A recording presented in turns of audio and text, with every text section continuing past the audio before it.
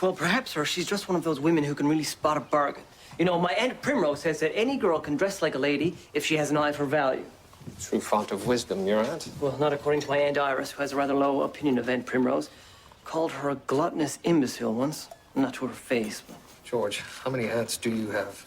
Oh, let's see. There's Aunt Amaryllis, Aunt Astor, Aunt Azalea, Aunt Begonia, Aunt Bryony. Thank you, George. Well, sir, that's just the A's and B's. You can fill me in on the seas through at another time. Well, I look forward to that. We'll have some tea. Smell that. Lavender. Oil. Sir, my aunt collects these fancy bath oils. They look just like this. Bath water. Yeah. It leaves the skin very smooth and silky. Apparently. So she says. She's the one who uses them, not me.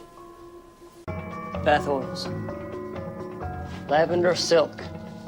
That's a lovely one, according to my aunt. So, George, is that lavender I smell? Any other keen observations, Constable? Actually, yes, sir. It's scented of lilac. At least I believe that's lilac.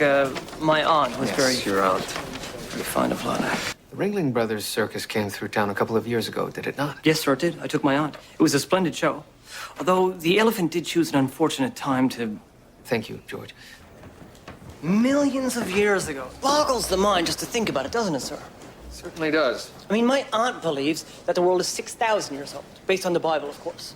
How did you pick up your technique, Crabtree? Well, it's funny you should ask, sir. My Aunt Nettle's farm up in Haleybury was set upon by a plague of vermin of biblical proportions. I was a young lad at the time, not yet entrusted with firearms, so I took to eradicating the little beasts by hurling stones at them. People have seen ghosts. And not just at Beaton Manor. My Aunt Primrose saw the ghost of my Uncle Not Percy. your bloody aunts again. 6 months after my Uncle Percy died, my Aunt Primrose awoke to find him standing at the foot of the bed. Maybe she was still dreaming. I once awoke to find a group of dwarves staring down at me, and I was terrified, but... I must admit I find them a bit unnerving myself. Anyways, once I awoke fully, I realized there was nothing but piles of clothing I'd strewn about. I appreciate your point, Higgins, but my aunt wasn't dreaming. When Uncle Percy turned around, she saw a slit down the middle of his jacket. So? So it turns out my Uncle Percy had put on a few pounds before he died. The undertaker had to cut his jacket to fit him into it. The thing is, my aunt didn't know that. Really? God's truth. That is spooky. You know, Henry, my Aunt Primrose once caught a snake with her bare hands. An Egyptian snake? Oh, of course not. Don't be ridiculous. What would an Egyptian snake be doing in Peterborough? Any progress on the hat? Sir, we've checked with every thrift store this side of Young Street. None of them have sold an Italian straw hat with ostrich plumage and champagne ribboning. That's a very detailed description, George. Oh, sir, my Aunt Primrose used to send me to fetch hats all the time. One had to be very specific. There was a great many hats. Right. Just a moment, George. The balloon's shadow goes straight past St. Albans Anglican Church. Oh, really? My Aunt Primrose goes to that church. It's quite nice. Mind you, the Reverend is a bit of a... George. I should think I'd like to go suddenly, without knowing. Like my Aunt Begonia. She died laughing. Quite literally. My Uncle Calvert fell off a milking stool, and she died laughing. I guess she went happy then.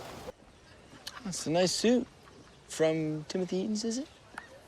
My Aunt Begonia, actually. She's an excellent seamstress. Homemade. How quaint. But what? Coboconk.